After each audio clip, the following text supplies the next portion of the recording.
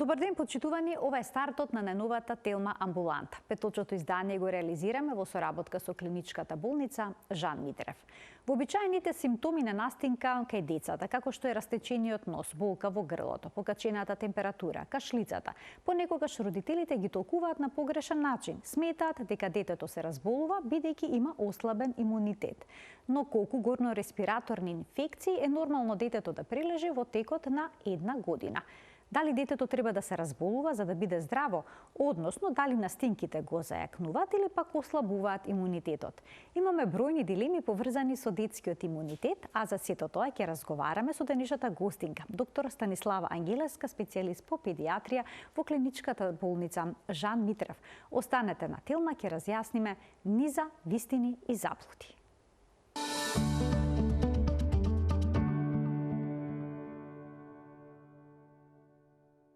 Во денешната Телма амбуланта ќе ги разрешиме најчестите дилеми поврзани со детскиот имунитет со доктор Станислава Ангелеска, специјалист по педиатрија во клиничката болница Жан Митрев. Добре ни дојдовте, доктор, ке повторно во студиото на Телма. Добар ден, Марија. Поздрав до гледачите. Веднаш ќе започнеме со разрешување на првата дилема, значи вистина или заблуда. Во првите 40 дена после раѓањето на бебето не треба во домот да доаѓаат гости. Значи ова е едно широко распространето народно убедување кое што било многу актуелно во минатото, сега се помалку и помалку се почитува, но дали ова убедување и оваа практика има некаква медицинска логика? Така, ова е едно од често поставуваните прашања кои што развива дискусија. Го поставивте правото прашање. Првите 40 дена после раѓањето на детето се многу битни како за мајката, така и за животот на самото новородено. Апсолутно се согласувам дека во овој период нема потреба од посета на новороденото, освен од потесното семејство. Овој период е уствари адаптација како на новороденото, така и на мајката на една нова средина. Новороденото, од кој што претходно било затемнето, растело од фетус до новородено во утробата на мајката 9 месеци, сега се адаптира на една сосема друга средина каде што има светлина, се воспоставуваат еден циклус на хранење, на цицање, на спиење, кој што треба да се запази. Исто така и мајката се адаптира на новонастанатата состојба. Тоа е период каде што мајката закрепнува после породувањето, се воспоставуваат една емотивна врска, односно симбиоза меѓу новороденото и мајката.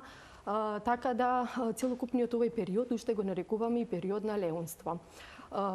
Уствари не бадијала, нашите баби кажале дека битни се прво 40 дена да поминат, па потоа и посета од страна на дворешни членови. А каков имунитетот на новороденчето? Има ли тоа собствен имунитет? Значи, имунитетот на новороденчето, уствари тој новороденото имат имунитет кој што е вроден и го носите од мајката. За време на бременоста, антителата од мајката трансплацентарно преминуваат на новороденото, со тоа што до 4-5 месец самото новородено, односно доенче, е заштитено со имунитет кој што е вроден, велиме, односно од мајката. Наследен, така, наследен од мајката. Понатамо, како што расте самото доенче, доаѓа во контакт со надворешни антигени, со различни микроби, вируси, бактерии, кои што циркулираат во една заедница и на таков начин стекнува свој собствен имунитет. Сега би сакала да напоменам дека овој период од 4-5 месец е уствари еден критичен, вулнерабилен период за самото новородено, за самото доенче, бидејќи тука настанува намалување на концентрацијата на антитела кои што циркулираат во неговиот организам, кои што ги зело од мајката, и при тоа потребно е еден период додека самото новородено почне да создава собствени антитела. Поради тоа се препорачува во овој период доенчињата да не се изложуваат во големи собири каде што имат голема концентрација на луѓе, бидејќи и во таквите средини циркулираат и повеќе вируси и бактерии. Значи бебињата на таа возраст ги шетаат родителите во количка во парковите, на отворено, а не во молови, бидејќи гледаме една таква практика, да не се изложуваат непотребно на ризици. Во затворени простори каде што има голема концентрација на луѓе. Сега ќе ја разрешиме втората дилема која што вели: првите 3 години се најважни за детскиот имунитет. Докторке, на која возраст детето всушност ќе разви имунитет кој што ќе биде сличен како кај возрастните и има ли вистина дека првите 3 години се клучни за неговото здравје? Да, точно. Првите 3 години значи се клучни во здравјето на новороденото, кои што го дефинираат и понатамошниот раст и развој на самото дете. Како што напоменавме, првите години, значи првите овие 3 години, детето стекнува собствен имунитет со тоа што се распознава значи со различни антигени, односно стварат разноликост на антитела во неговиот организам.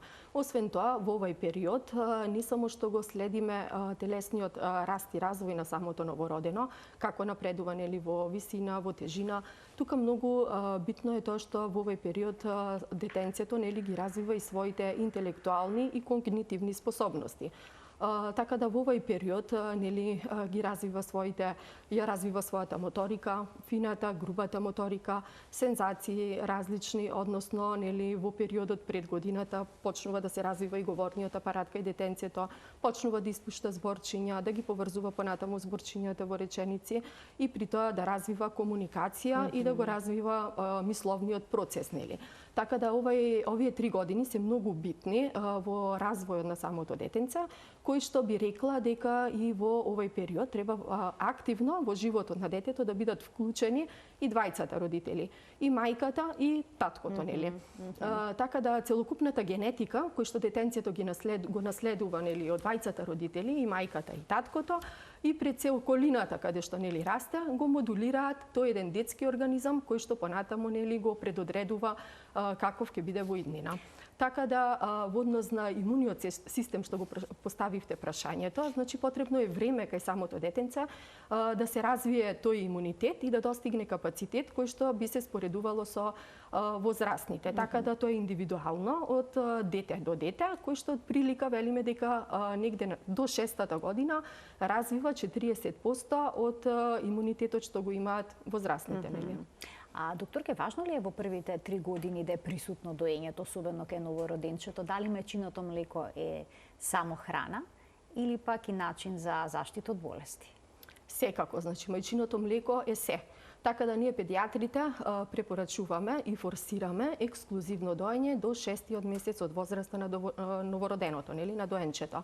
Така да мајчиното млеко, освен тоа што ги задоволува оние прехранбени потреби нели на самото новородено, поточно нутритивни потреби нели на самото новородено, во себе содржи и имуноглобулини, односно антитела, кои што го штитат новороденото во заштита нели при донесува од инфекции.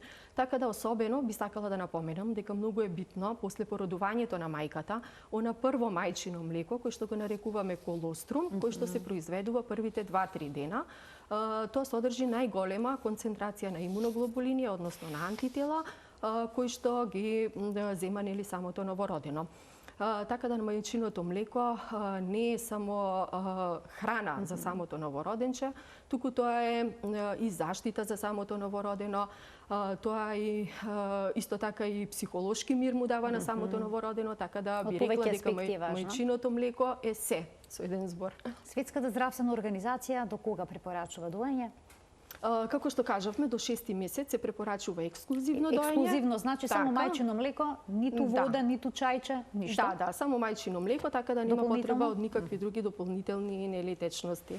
Бидејќи кажавме дека мајчиното млеко содржи се што е потребно за самото новородено, за неговиот раст и развој. А потоа? А потоа се препорачува до 2 години, доколку има можност, нели, мајката, доколку е во добра здравствена состојба, да го дои своето детенце.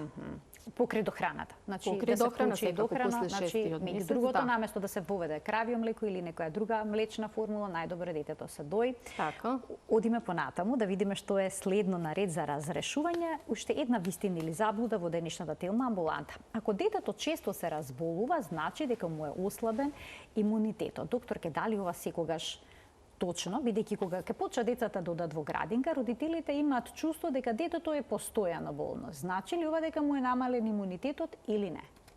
Така, значи, како што кажавме, првите 3 години од периодот на развојот на детето, тоа често е подложно на инфекција. Тоа посебно важи за оние деца кои што посетуваат колективни установи како што се градинките. Така да не би рекла дека тоа значи ослабен имунитет. Така да ако таа една инфекција, горно-респираторна, најчесто кај децата се горно-респираторни инфекции, кои што по својата природа околу 80% се вирусни. Самата инфекција поминува спонтано, сама од себе, без при тоа да нанесе било какви компликации врз здравјето на детето. Тоа сметаме дека е нормално, значи тоа се сваќа дека е нормално, дека не станува збор за ослабен имунитет. Меѓутоа, ако тие инфекции кои што ги прележува детето понатаму имаат реперкусии врз неговото здравје, односно даваат компликации како што се пневмонии, воспаление нели на мозочето, сепси или други компликации кои захтеваат болничко хоспитално лекување, во тој случај велиме дека станува збор за ослабен имунитет кај самите деца. Така да ако во текот на првата година исто така ако се јавуваат чести отити, воспаление нели на увцето кај детенцето, пневмонии, до 2 пневмонии, 2-3 пневмонии, бронхопневмонии кај детенцето, тогаш више тоа ни е аларм, односно знак дека неговиот имун систем е ослабен и при тоа треба дополнително да се проследи, значи од страна на имунолог, односно треба да се консултира потребна имунолошка консултација понатаму. Докторке, колку пати во текот на годината нормално детето да има горно респираторна инфекција? За предшколска возраст да проговориме. Во текот на првата година, претежно нели во предшколска возраст, нормално е 9 до 10 пати едно детенце да имат горно респираторни инфекции. Додека пак кај оние поголеми деца, нели, школски деца, 5 до 8 пати и тоа се смета дека е нормално да имаат инфекции. Треба ли децата да се разболуваат за да бидат здрави? Па да, децата нели како што се разболуваат, кажавме дека така и нивниот имун систем зрее, односно на тој начин стекнуваат разноликост на антитела во својот организам, кој што го штити понатамо од инфекции или доколку дојде нели во контакт со истиот агент за полесно да го распознае и полесно тоа сето тоа полесно да го надмине со поблага, полесна клиничка слика. Значи доколку нема компликации, настинките кај децата не го намалуваат, туку го зајакнуваат имунитетот. Така. Така, ова беше добро да се разјасни, бидејќи обично родителите се навистина во грчи, во страв, кога ќе почне детето постојано да се разболува. И тука има уште една дилема која што треба да се разјасни. Еве, ова е еден голем страв за родителите. Честата употреба на антибиотици може да го ослаби детскиот имунитет. Родителите кои ќе почнат да им дават на децата антибиотици, но и антипиретици, значи средства за намалување на покачената температура, доаѓаат во една ситуација кога се плашат дека тоа можеби ќе наштети на детскиот имунитет. Па може ли? Така, значи антибиотикот треба да се даде секогаш таму каде што е потребен. Како што напоменав претходно, најчесто респираторните инфекции кај децата 80% се вирусни инфекции, така што не захтеваат третман со антибиотска терапија. Антибиотикот се дава само во случај кога имаме докажана бактериска инфекција. Честото давање на антибиотици го намалуваат имуниот систем кај самото детенце, односно ги нарушува и она нормална флора која што се наоѓа во неговиот организам, односно бактериите кои што се присутни во носето, во грленцето, во гастроинтестиналниот систем, така да антибиотикот се дава само доколку е потребен. Пред се би сакала да кажам дека многу голем проблем со антибиотиците е тоа што се развива резистенција према истите, како индивидуална, така и колективна резистенција. И тоа представува посебен проблем, да кога треба да дадеме антибиотик, истиот не делува, бидејќи бил даден нели кога немало потреба. Така да тоа е чест проблем во одредување нели на терапијата, како во амбулантски услови, така и во болнички услови. Што би им препорачале на родителите што инсистираат на антибиотска терапија при секоја настинка на нивното дете? Би им препорачала дека најпрво треба да дадат простор самото детенце нели да се избори со самата вирусна инфекција и при тоа е доволна само симптоматска терапија. Значи нема потреба од никаква антибиотска терапија. Така да доколку нивното дете крене температура, тоа е оној момент кој што и најмногу ги плаши нели родителите. Особено високата температура. Ете така. Која што не се симнува и е упорна.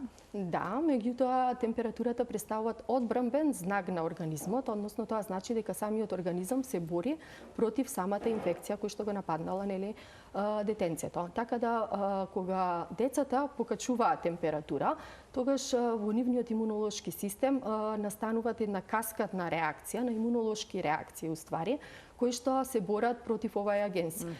И при тоа доколку дадеме антипиретик, нели, ние сепак го намалуваме овој имун систем, овој имун одговор на таков начин што самата инфекција може да се пролонгира.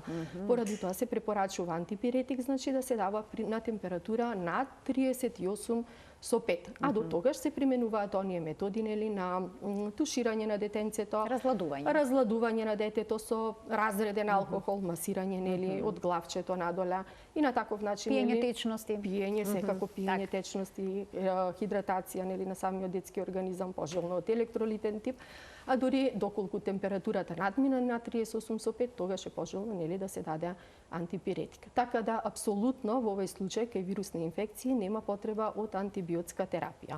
Значи покачената телесна температура не секогаш е непријател на детето, може да биде и нејзин пријател во одредени ситуации при борбата со вирусите, но и со бактериите. Секако да продолжиме понатаму, дојдовме до оној дел дали антибиотиците може да наштетат на здравието на децата, односно на имунитетот, бидејќи сега има една нова теорија која што вели дека бактериите што живеат на нас и во нас всушност се клучни за нашето здравје, односно за имунитетот, и еве следната дилема, дали ова вистина или пак е заблуда. Детето, претераната хигиена лошо влие на детскиот имунитет. Сега, ова е дел од хигиенската хипотеза која што вели дека децата треба да бидат извалкани за да бидат здрави.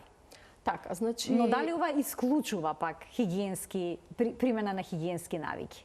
Така, значи има родители кои што премногу заштитнички се однесуваат према собствените деца. Велат не убаво детето под стаклено звоно да расте. Така да на некој начин ги чуваат буквално како под стаклено звоно во една средина кој што владеет една хиперчистота, односно тоа го нарекуваме уште еве и теорија нели на хигиена. Така да сето тоа негативно влие врз нивниот имун систем и придонесува нивниот имунитет да реагира на малце еден поинаков начин. Ваквите деца кои што се чуваат баш во ваква хиперчистота се поподложни и на алергии. Поради тоа се препорачува, значи детенцето да го пуштат надвор, така да имат еден слободен процес нели на растење на самото дете, да кажам. Родители не ги пуштат дури ни да ползат децата на подот за да не се извалкат и да не се разболат. Ако им падне цуцлата на земја, што да се направи? Мора да се дезинфицира, се измие. Па доволно е да се измие, нели со топла вода, така да детето пред се треба да игра, па и да се извалка, нели? Меѓутоа сето тоа не исклучува дека хигиената е многу битен фактор, посебно личната хигиена, нели, врз имуниот систем на самото дете. Така да требат децата уште од мали да се научат, нели, на тие лични навики, да ги мијат темелно рачињата, посебно кога влегуваат, нели, во домот, пред секој оброк, така да тие се едноставни навики кои што детенцето ги учи од мало и понатаму си ги следи во текнат целиот свој живот, нели? Но не мора со антибактериски сапун да се измијат, ниту надвор постојано да им се бришат рацете на дечињата со влажни марамчиња. Нема потреба ни со влажни марамици, ни со ништо.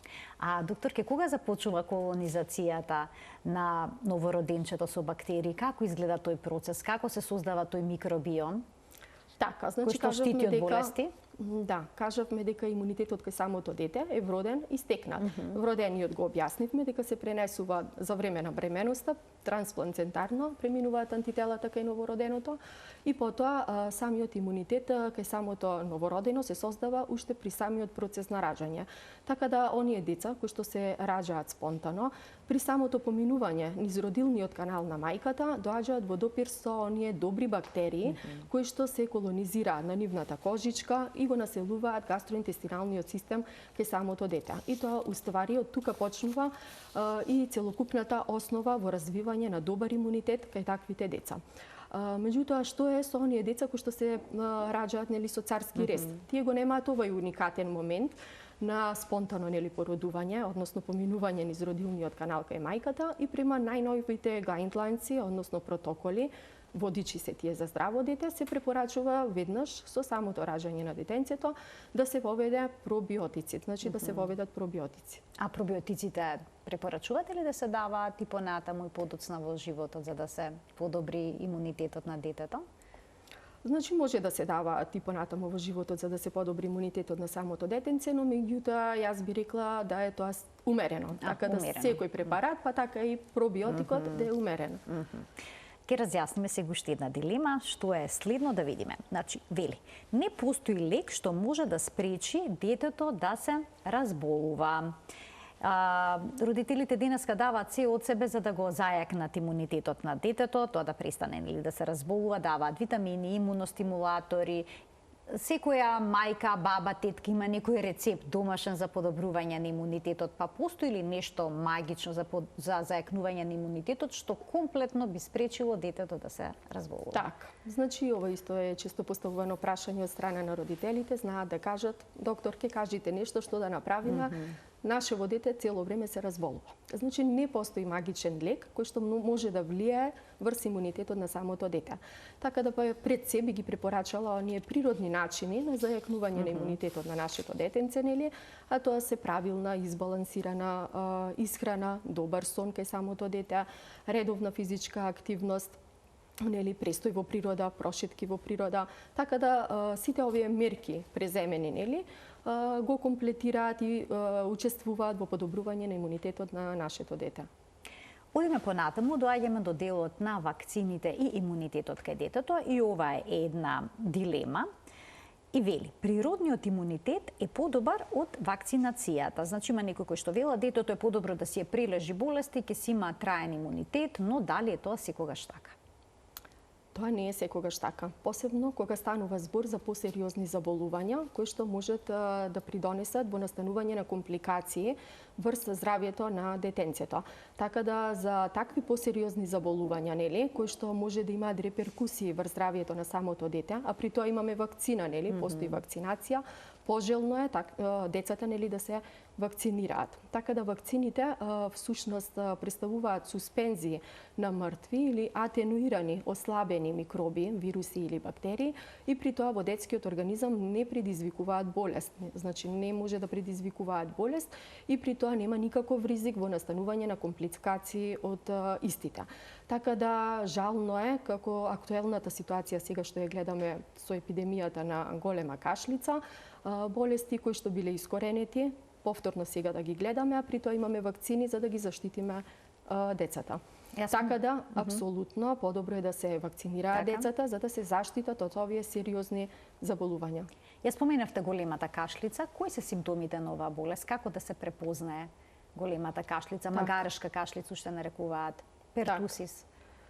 Значи, големата кашлица представува едно високо контагиозно, заразно заболување, кој што е предизвикано со една грам негативна бактерија, кој се нарекува Bordetella pertussis. Оваа бактерија ги населува горните дишни патишта, нели, кај децата, па и кај возрастните, и при тоа е карактеристично со тоа што лачи еден токсин, кој што самиот токсин учествува во нарушување на епител на респираторниот систем, ги оштетува тие цили и ги оголува рецепторите за кашлање. Поради тоа и се јавуваат оние карактеристични напади, нели, на кашлица, кои што се типични за самата болест.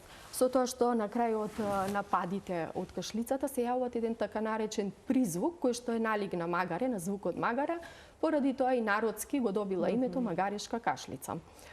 Самиот тек на болеста има 3 фази. Така да првата фаза ја нарекуваме уште катарален стадиум, со тоа што во првата фаза се јавуваат оние обични некои катарални симптоми кои што се присутни кај секоја било која настинка.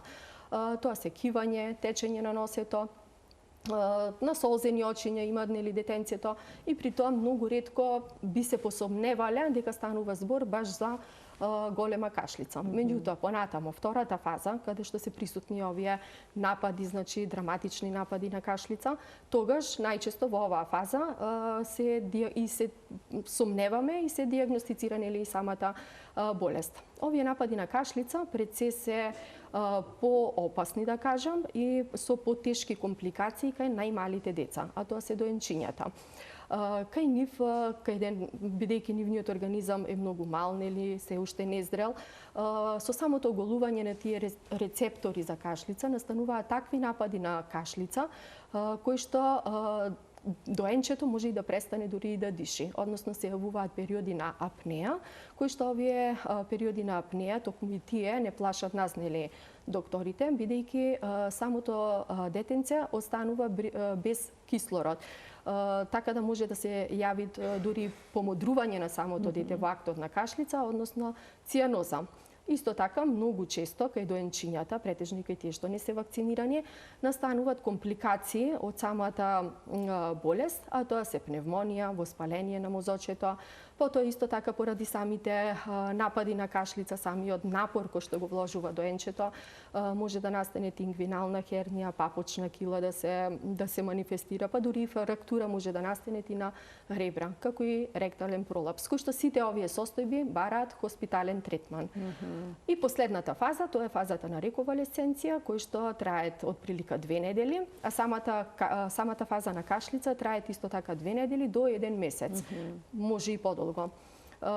Третата фаза, тоа е фазата на опоравување, кој што исто така трае околу 2-3 недели, може и таа да трае подолго, кој што овие напади на кашлица го намалуваат својот интензитет и се поблаги, меѓутоа кашлицата и понатаму е присутна. Како се диагностицира болеста? Кога ќе дојде дете со овие симптоми?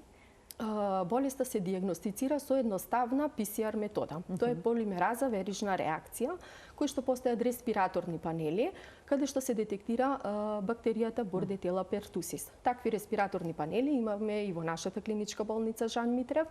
Имаме 3 респираторни панели, каде што во сите 3 респираторни панели ја имат и самата бактерија Bordetella pertussis, и при тоа е со едноставно земање на бриз од нос и од грло, како што беше за COVID?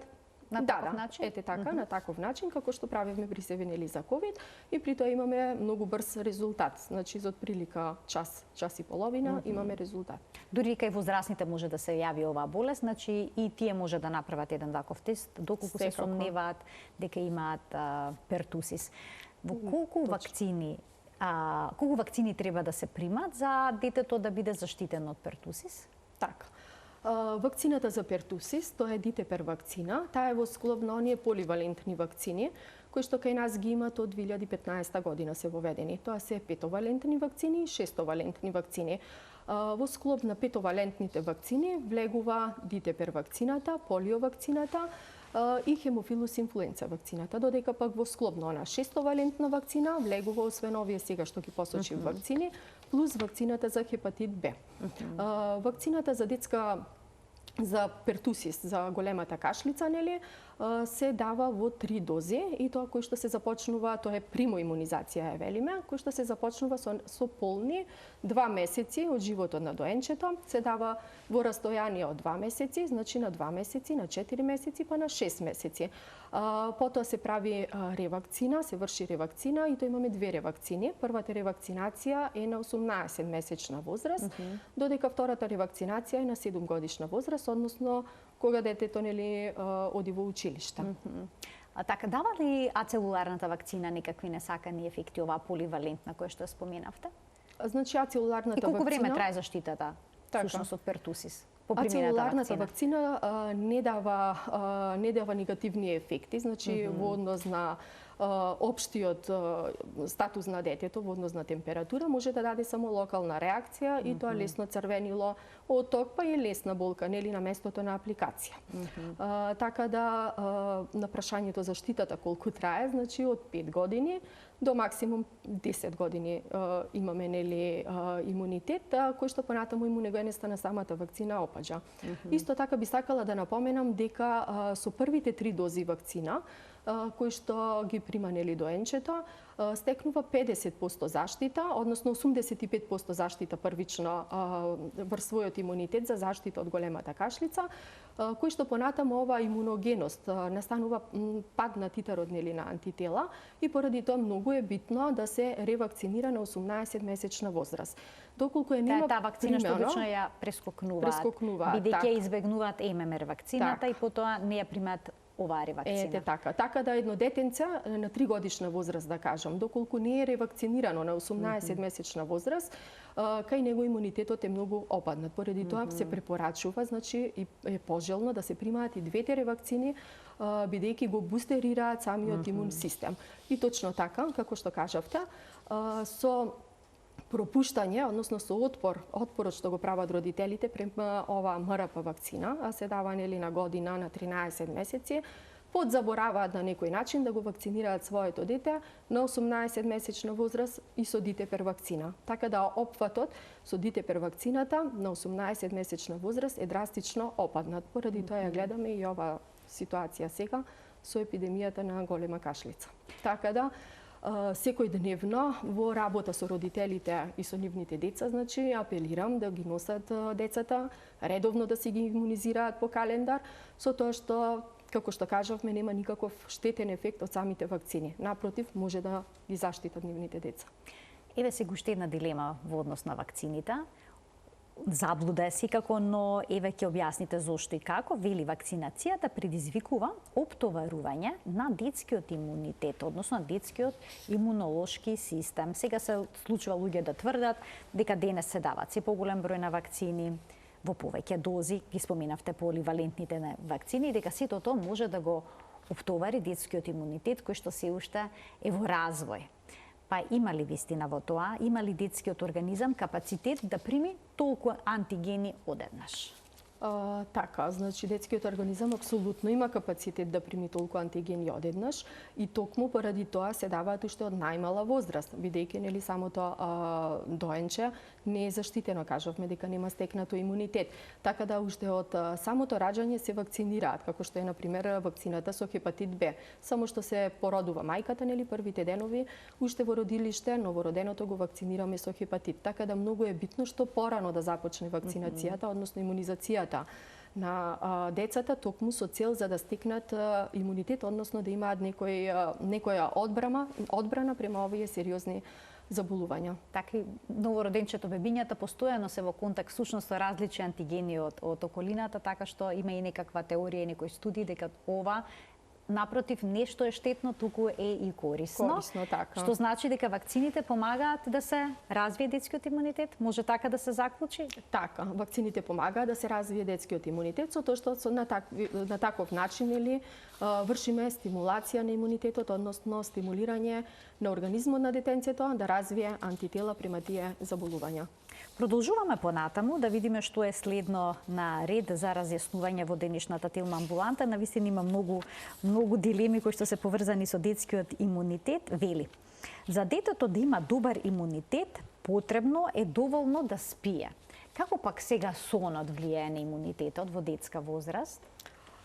Така, значи сонот е исто така доста битен, колку што е битна и исхраната кај едно дете, така да добар и квалитетен сон доста влијае врз развој на добар имунитет кај самото дете.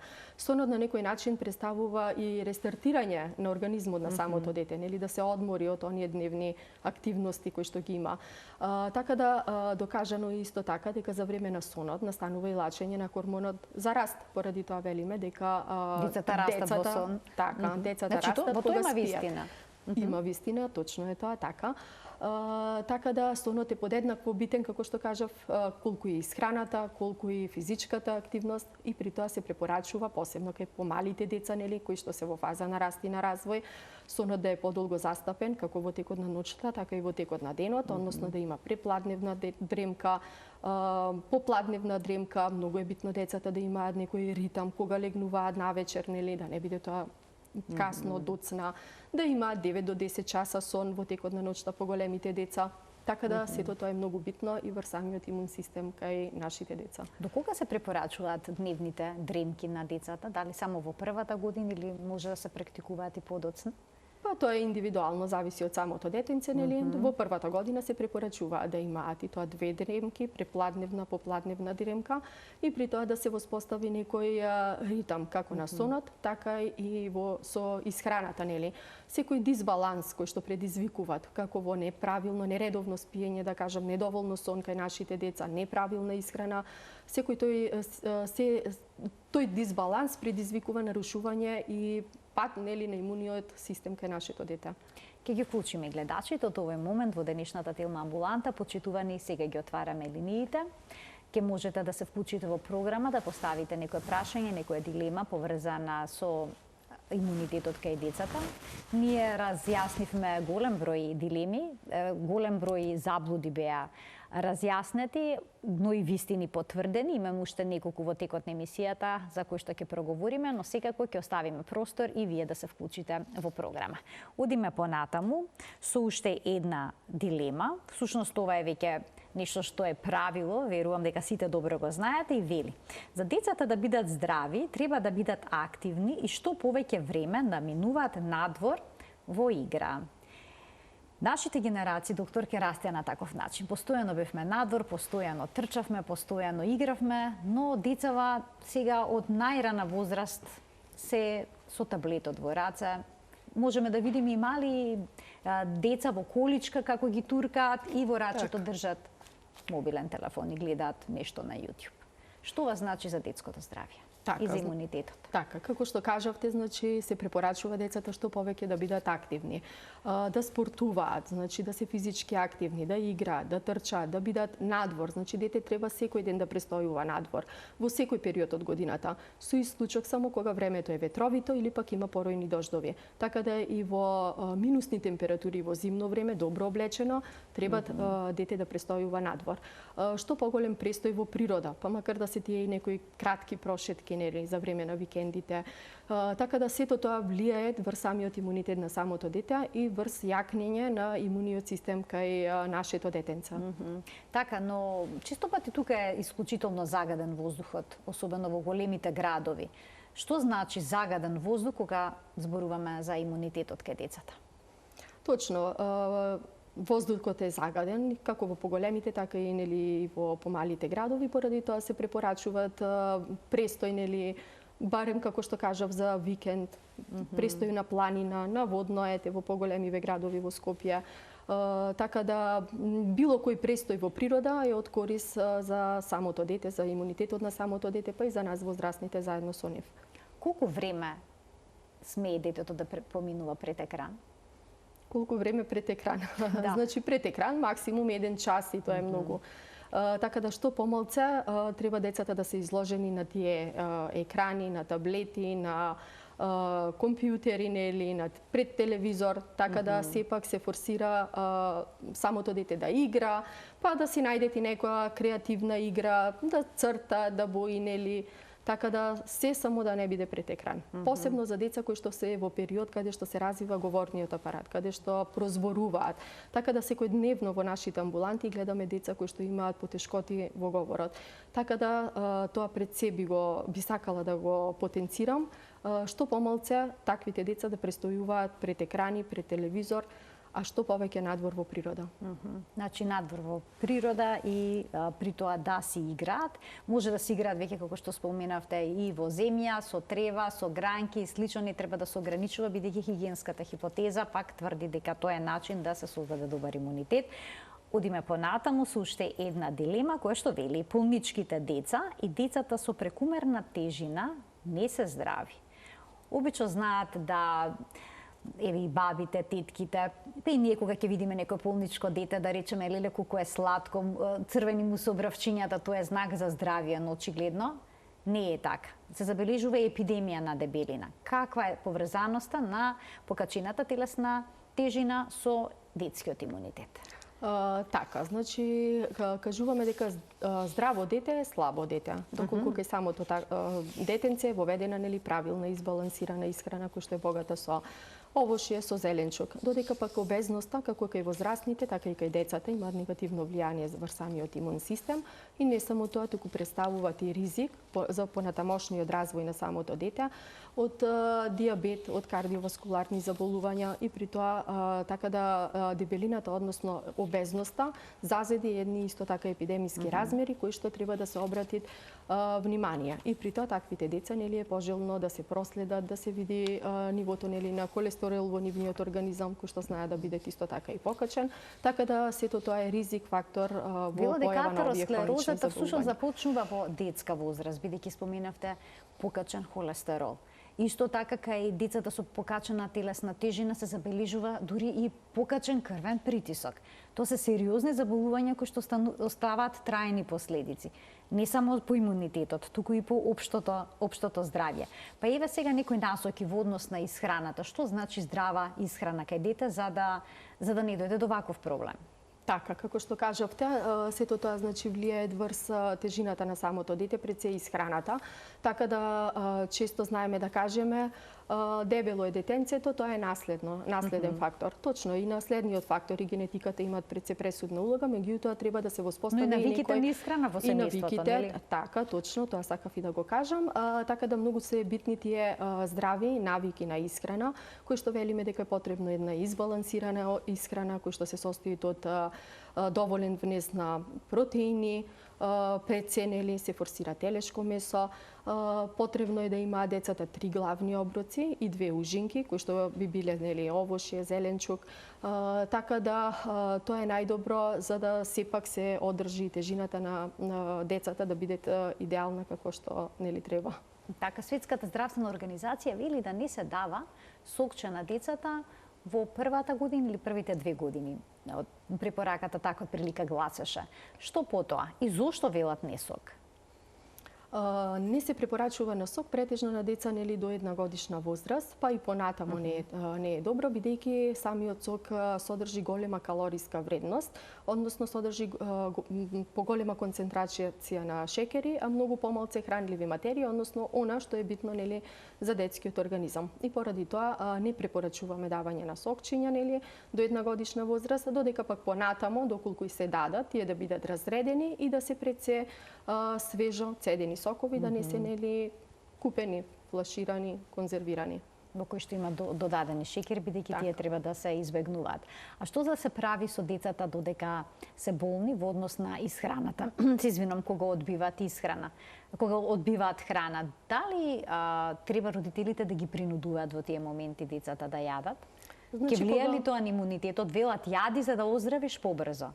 Така, значи нормално кога децата се болни, кај нив е намалени самиот апетит, значи одбиваат да јадат, не сакаат да јадат, така да не треба да инсистираме во тој период со сила да кажам да јадат, така да многу е битно во овој период додека се така болни да внесуваат доволно течности, односно да се рехидрира самиот организам.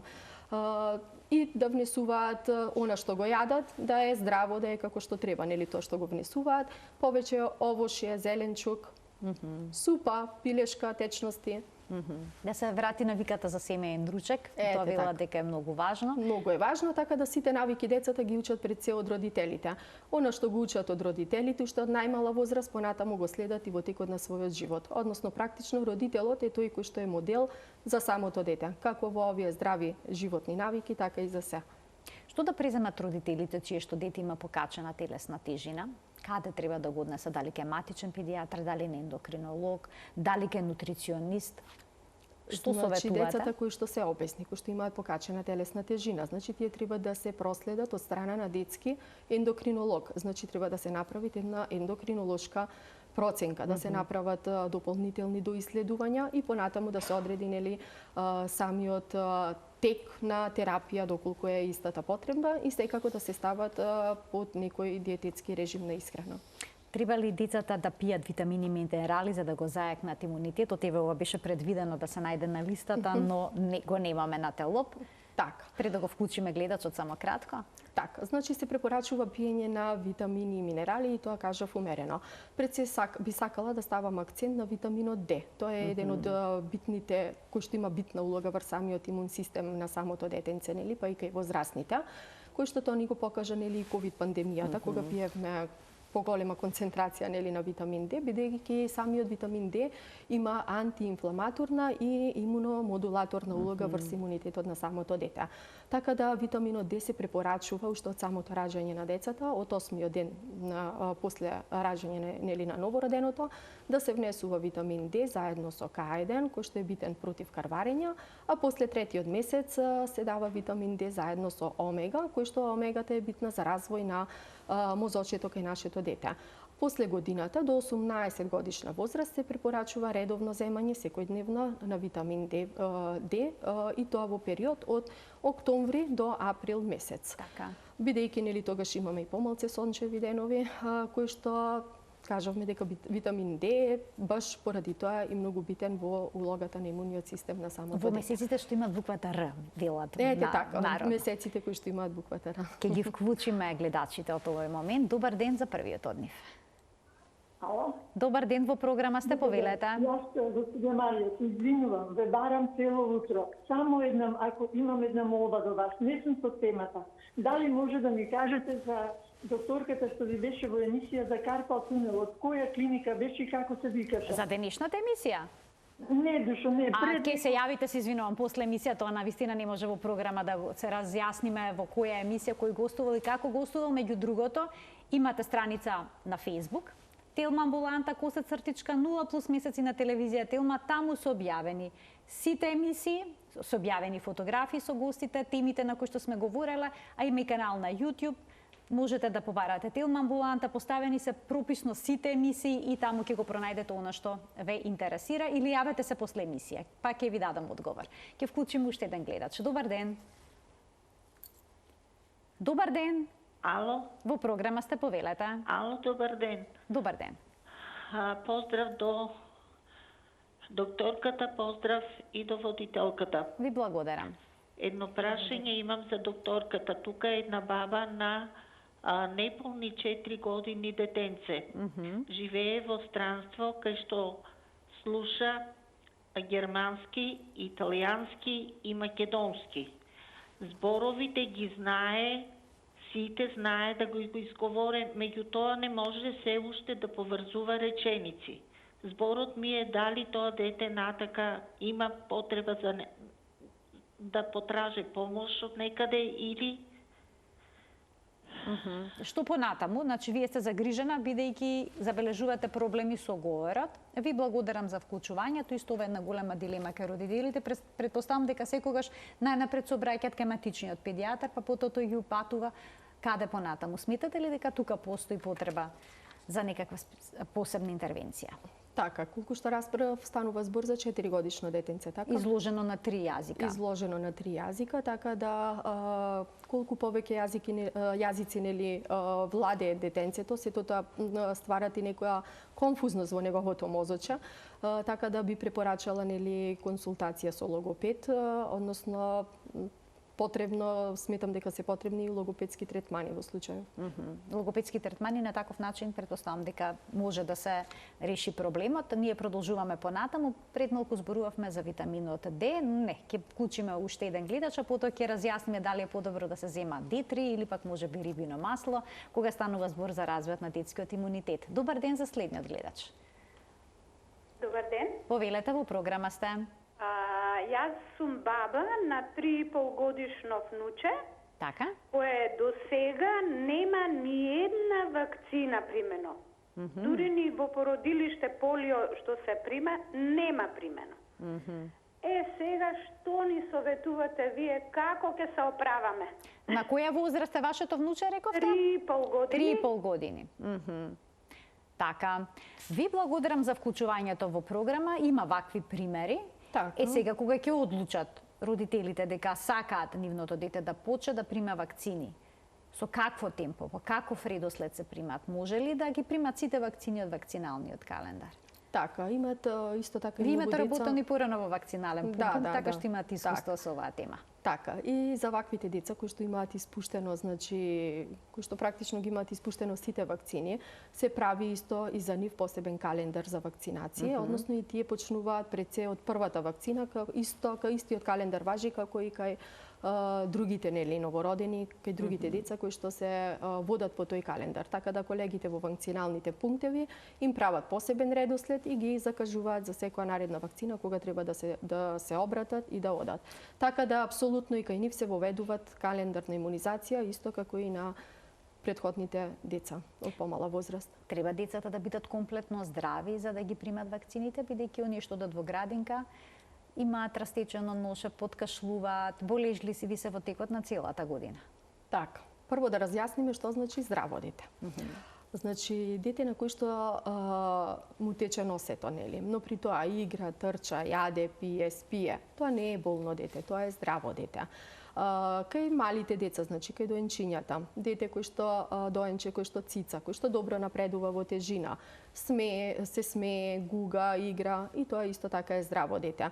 Така да често течење нели на носето, тоа не е контраиндикација за вакцинација. Тоа се сепак здрави деца.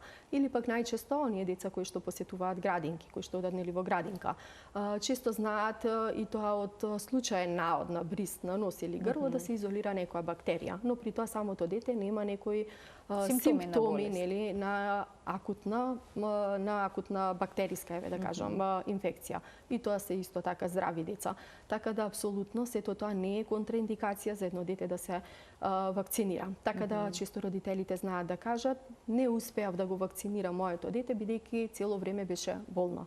Не може едно дете цело време да е болно. Така да сето тоа, сите овие симптоми на растечено носе, сепак тоа се одлика на здраво дете, а при тоа нема температура, игра, трча, јаде, пие. Сето тоа се здрави деца и при тоа сите тие треба да се вакцинираат. Единствена контраиндикација за вакцинација, кој што ја пишува и во сите упатства на вакцини, е само доколку се јави анафилактичен шок, да кажам, тоа е тешка алергиска реакција од самата вакцина или некоја од компонентите на вакцината, кој што е исклучително многу ретко. Треба да се направи крвна слика пред да се прими вакцината? Крвна слика, и ова исто така е често поставувано прашање од страна на родителите. Прашува: доктор, ке прво крвна слика да направам па да го вакцинирам моето дете. Така да лабораторијата, односно крвната слика, апсолутно не значи ништо. Детенцето на преглед може да е здраво, да нема никакви симптоми, крвната слика да е нели уредна доколку ја направат, а при тоа самото дете да е, да кажам, во период на инкубација на некоја вирусна, нека биде, инфекција.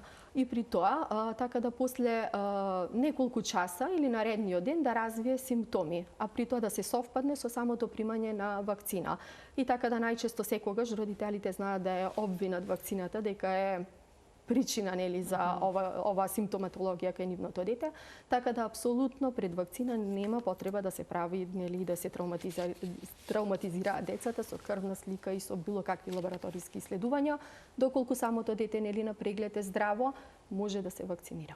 И моето последно прашање за денеска е дали подобро да се даде суплемент D3 кај детето или пак рибино масло кога станува збор за имунитетот. И едното и другото не е грешно, така да може да се даде или витамин D или рибино масло, бидејќи рибиното масло содржи и витамин D и омега, како што кажавме, омега 3, омега 6 масни киселини кои што се битни за развој нели на мозочето кај детенцето. Така да или рибино масло или витамин D. Значи нема да погрежат ако го употребат ниту едно едното и другото. Так. Ви благодарам за денешното гостување во Телма амбуланта, што разјаснивте бројни дилеми поврзани со развојот на имунитетот кај децата. Верувам дека родителите проследија емисијата, па и бабите и дедовците секако, и дека ќе биде корисна кога станува збор за развојот на детското здравје. Благодарам, Марија. Се надевам дека темата допре до гледачите. Почитувани, ова беше се во денешната Телма амбуланта, реализирана во соработка со клиничката болница Жан Митрев. Ова беше уште една емисија во која што заедно ги проширивме видиците за здравието.